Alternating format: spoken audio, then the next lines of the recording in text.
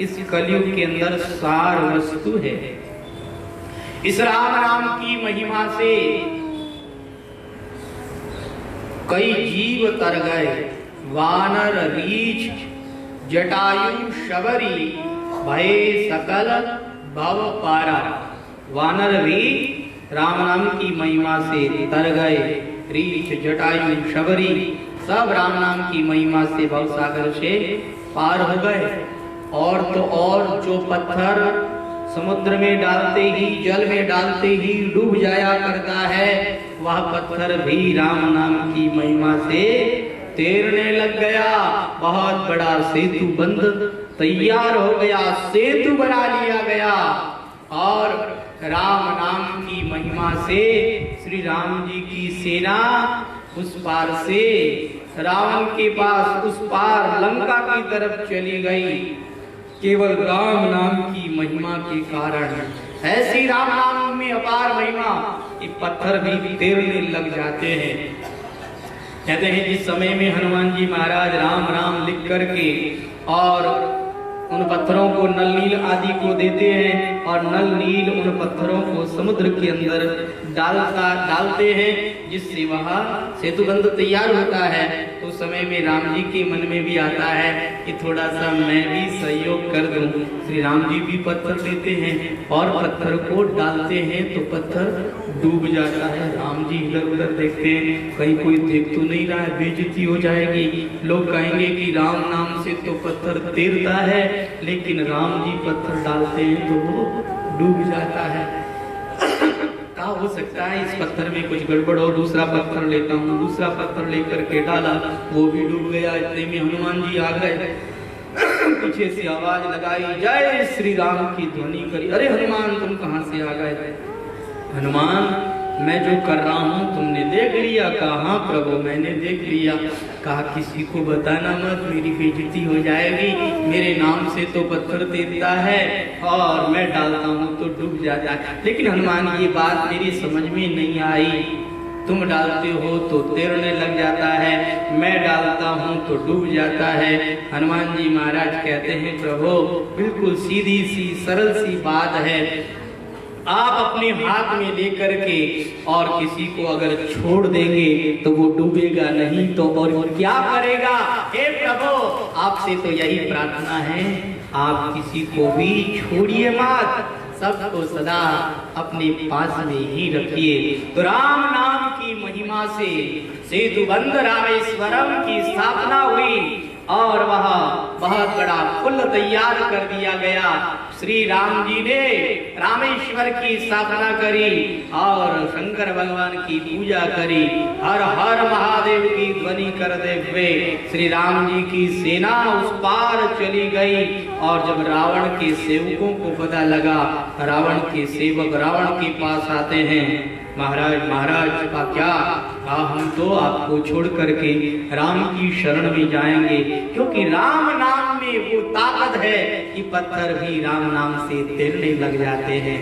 रावण ने कहा अरे तुमको ये किसने कह दिया कि केवल राम नाम के पास ही वह ताकत है? केवल राम के नाम में ही ये ताकत है, किसने कह दिया? जो ताकत राम के पास है वही ताकत रावण के पास में भी है। कहा चलो हमें दिखाओ, राम के नाम से तो पत्थर तैरता है, आपके नाम से भी क्या कोई पत्थर तैरता है? रावण अपने सेवकों को लेकर के समुद्र के किनारे गया और जाकर के पत्थर के ऊपर रावण नाम लिखा और उस पत्थर को समुद्र के अंदर छोड़ा तो वह पत्थर भी तैरने लगा। कहा ये देखो मेरे नाम से भी पत्थर तैरता है। लोगों ने कहा अरे वाह, जो ताकत राम में है वही ताकत रावण में भी है, तो हम क्यों राम की शरण में जाएंगे, हम तो रावण के पास में ही रहेंगे। किसी ने रावण को पूछा कि आपने ऐसा क्या जादू कर दिया कि आपके नाम से भी पत्थर तैरने लगे? आपके पास में भी वो ताकत है क्या जो ताकत राम के पास में है? तो रावण कहता नहीं, मेरे पास में वो ताकत नहीं है, मेरे नाम से कोई पत्थर नहीं तैर सकता है, तो फिर क्या जादू किया था?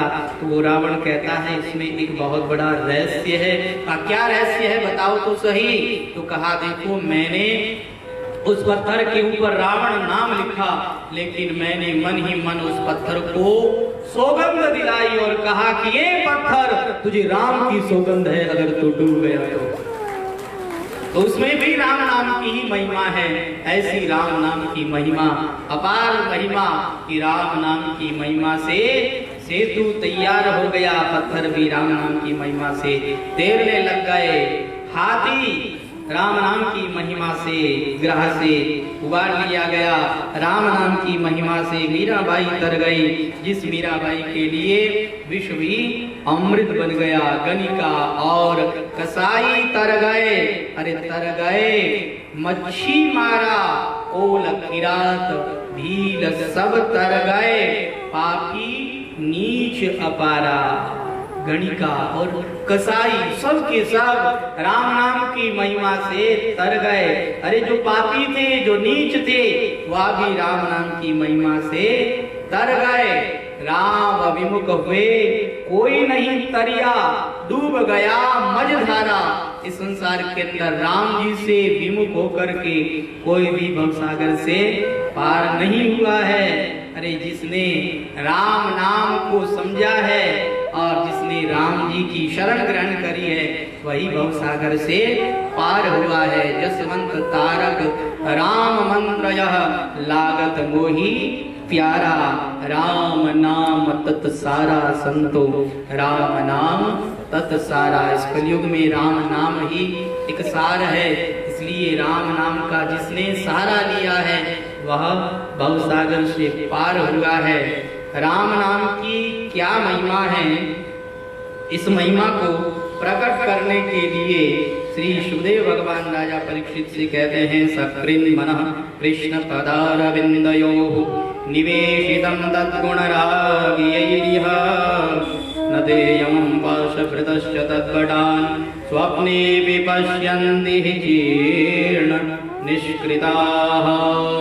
जिसने अपने मन को भगवान के श्री चरणों में लगा दिया है, राम नाम का सहारा ले लिया है, उसे स्वप्न में भी कभी यमदूत के दर्शन नहीं हो सकते हैं। राम नाम की महिमा को बताने के लिए श्री सुखदेव भगवान कहते हैं कि देखो, कान्यकुब्ज नगर में एक दासीपति अजामिल रहता था, जो बड़ा ही सदाचारवान श्रेष्ठवान ब्राह्मण था, लेकिन वेश्या के संसर्ग से दूषित हो गया। अपनी सती साध्वी स्त्री को घर से बाहर निकाल दिया, वेश्या को घर में रख लिया, माता पिता को बाहर निकाल दिया। इस तरह से वह ब्राह्मण अपने धर्म से भ्रष्ट हो गया।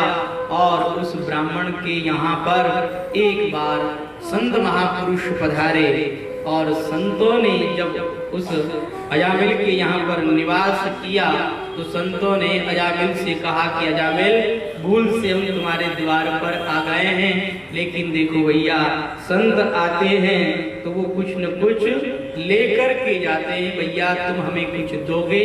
तुम्हारे घर पर संत आए, कहा अच्छा मेरे से मांग रहे हो? महाराज मैं कोई देने वाला नहीं हूँ, मैं तो लेने ही वाला हूँ, मुझसे कुछ न मांगो। कहा देखो ऐसी वस्तु मांगेंगे जो तुम दे सकते हो। तो कहा महाराज आप ये कहोगे कि ये वेश्या को रखना छोड़ दो और ये पाप करना छोड़ दो? महाराज मैं अब इस तरह से इस पाप कर्म में प्रवृत्त हो गया हूँ कि अब ये सब छोड़ना मेरे हाथ की बात नहीं है। कहा जो कर सकते हो वही हम मांगेंगे। कहा ठीक है देखूंगा, अगर देने लायक होगा तो दूंगा, बोलो क्या मांगते हो? संतों ने कहा तुम्हारे पुत्र कितने हैं? कहा 9 पुत्र हैं, 10वां होने वाला है। कहा बस होने वाला जो पुत्र है उसका नाम तुम नारायण रख देना।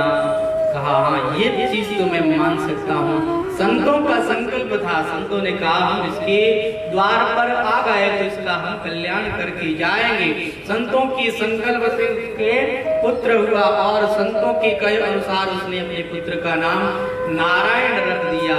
और अब तो वह बार बार अपने नारायण को ही बुलाता है, अरे बेटा नारायण आओ, बेटा नारायण जल लेकर के आओ, भोजन कराओ, ये वस्तु लाओ, वो वस्तु लाओ, बार बार नारायण नारायण पुकारता रहता है। देखिए संतों की प्रत्येक चेष्टा में हमारा हित छुपा हुआ है।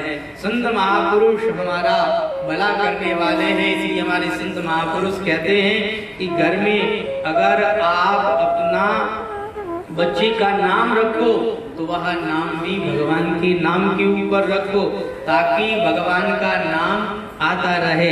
क्या बताएं, कलयुग का समय है, पाश्चात्य संस्कृति की चकाचौंध में इस तरह से हम लोग बह गए हैं कि अपने घर में बच्चों का नामकरण ऐसे ढंग से करने लग गए हैं कि उन नामों का कोई अर्थ नहीं निकलता। टिंकू, पिंकू, मिंकू, चिंकू, टोनी, मोनी, अब ये कोई नाम है क्या? जिन नामों का कोई अर्थ नहीं निकलता, ऐसे ऐसे नाम रख देते हैं। घर में कुत्ता है तो उसको भी टोनी कहेंगे, और बेटा है तो उसको भी टोनी कहेंगे। मतलब कुत्ते की और बेटे की इज्जत बराबर है। अपने बच्चे का नामकरण ऐसे करो कि वो भगवान के नाम से मिलता जुलता हो, ताकि उसका नाम मिले तो भगवान के नाम का स्मरण हो जाए। संतों का संकल्प था, इसलिए उसने नारायण नाम रख दिया है, और अब नारायण में उसकी आसक्ति भी हो गई है। एक दिन उसे लेने के लिए यमदूत आए। यमदूतों को देख करके वह घबरा गया। ए बेटा नारायण, अरे बचाओ मुझे, ये देखो ये मुझे ले जा रहे हैं। जैसे ही नारायण शब्द को उसने पुकारा, उसी समय में उसका बेटा तो उसे बचाने आया नहीं, लेकिन नारायण भगवान के 4 पार्षद उसे बचाने के लिए आ गए। नारायण शब्द में 4 अक्षर हैं, इसलिए 4 भगवान विष्णु के पार्षद आ गए, और उन 4 पार्षदों ने यमदूतों को मारना चालू कर दिया। भागो यहाँ से, क्यों ले जा रहे हो उसे? इसने हमारे स्वामी का नाम लिया है। कहा महाराज आपके स्वामी का नहीं, इसने अपने पुत्र का नाम लिया है। कहा नहीं, इसके बालक का नाम तो 10-11 वर्ष से रखा गया होगा, हमारे स्वामी का नाम तो अनादिकाल का नाम है। और देखो हमारे स्वामी के नाम के अंदर तारक शक्ति है। हमारे स्वामी के नाम को जो भी लेता है वह तर जाता है। देखो जैसे जड़ वस्तु बिजली है, तो बिजली के तार में अगर आप हाथ लगाते हैं तो आपको करंट आता है। बच्चा लगाएगा उसको भी करंट आएगा, बूढ़ा लगाएगा उसको भी करंट आएगा। विष अगर बच्चा खाएगा वो भी मरेगा, और बूढ़ा खाएगा वो भी मरेगा। अमृत अगर बच्चा पिएगा वो भी अमर हो जाएगा, और बूढ़ा पिएगा वो भी अमर हो जाएगा। ये जड़ वस्तुएं भी वस्तु ज्ञान की अपेक्षा नहीं रखती और अपना कार्य ठीक ढंग से करती है। जब जड़ वस्तुएं भी अपना कार्य ठीक ढंग से करती है, तो भगवान के नाम के अंदर तो तारक शक्ति है, भगवान का नाम तो चेतन है, वह अपना काम क्यों नहीं करेगा?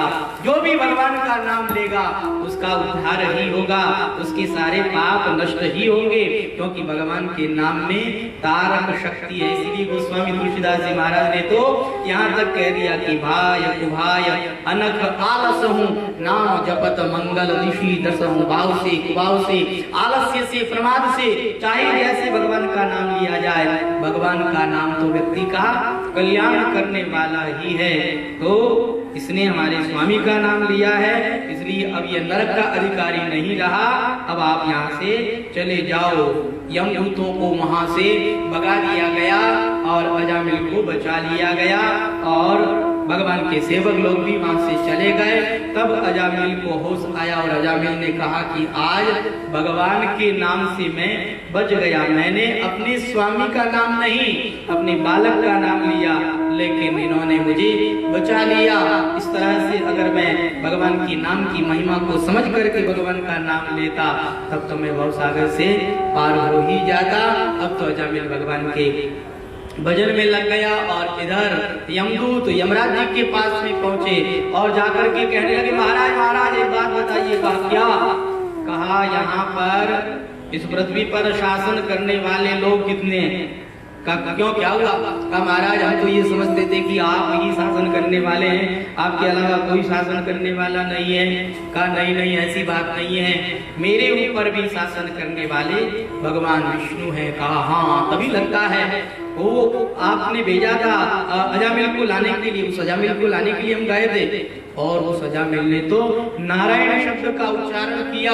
नारायण भगवान के 4 पार्षद आए, हमको मारपीट करके भगा दिया गया। महाराज आज तो हमने नारायण नाम का उच्चारण करने वाले भक्त का दर्शन किया। यमराज जी ने कहा आओ मेरे गले लग जाओ, क्योंकि हे यमदूतों तुम लोग भाग्यशाली हो जो कि आज भक्त का दर्शन करके आए हो।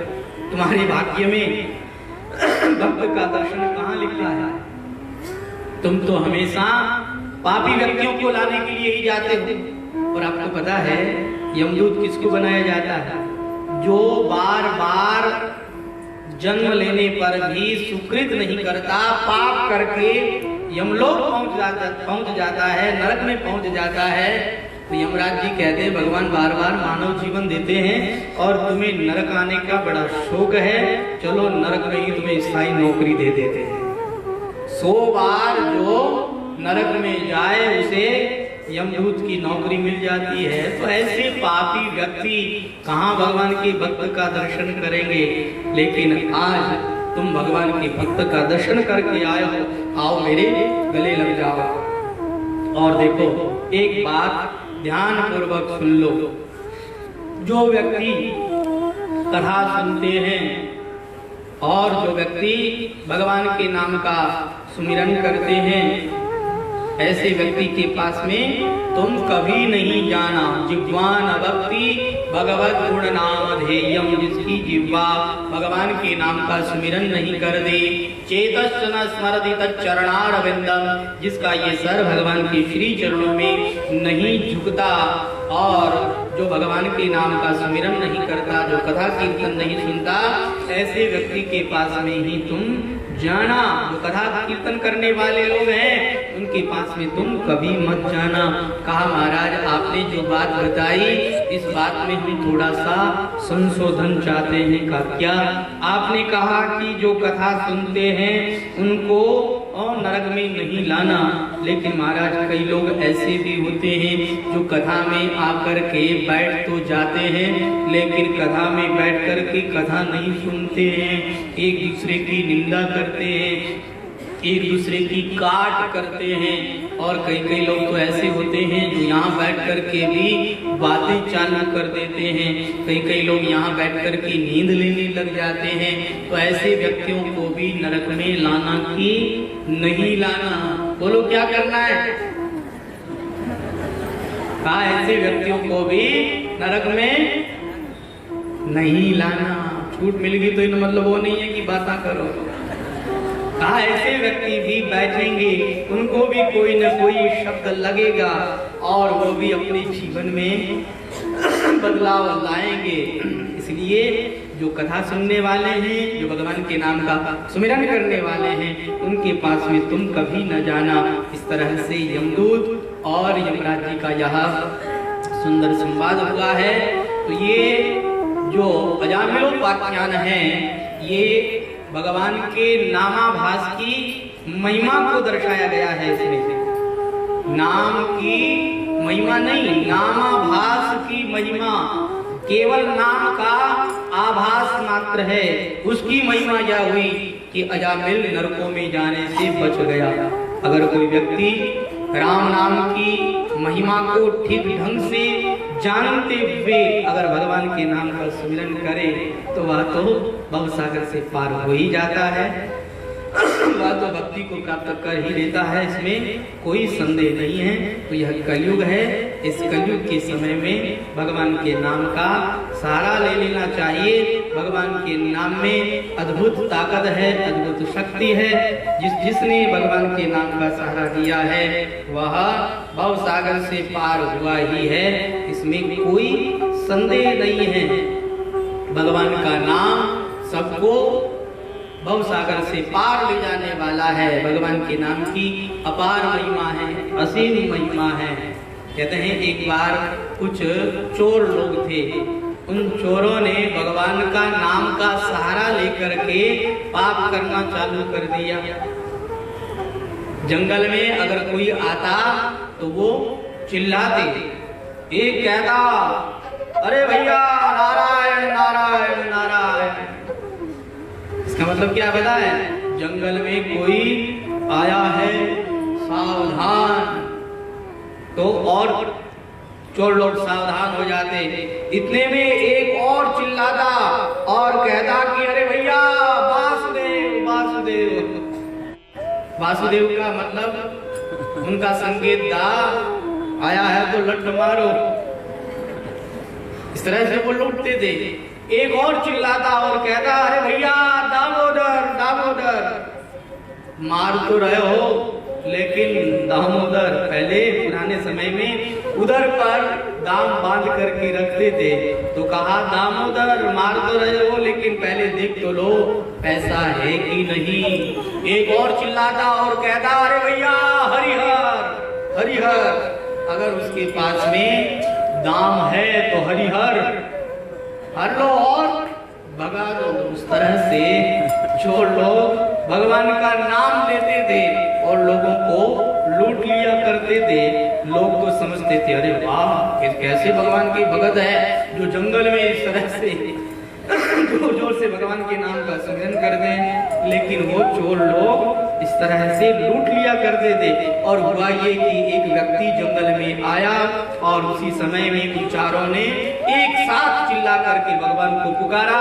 एक ने कहा वासुदेव, एक ने कहा दामोदर, एक ने कहा हरिहर। और इस तरह से भगवान के नाम का उन लोगों ने जब उच्चारण किया, उसी समय में आकाश में बिजली चमकी और वह बिजली उन चारों पर गिर गई और वो चारों भगवान के धाम को चले गए, क्योंकि भगवान के नाम का स्मरण कर रहे थे। और उस समय में उनके ऊपर बिजली गिरी और वो भगवान के धाम को चले जाते हैं। तो इस तरह से राम नाम की अपार महिमा है, असीम महिमा है। आपको ऐसे हजारों उदाहरण मिल जाएंगे राम नाम की महिमा से, जो पवित्र हुए, राम नाम की महिमा से जो भवसागर से पार हुए, ऐसे आपको अनेकों उदाहरण मिल जाएंगे। तो यह अजामिलोपाख्यान नामाभास की महिमा का है। हमें भगवान की नाम की महिमा को समझते हुए भगवान के नाम का सुमिरन करना चाहिए। हे गोपाल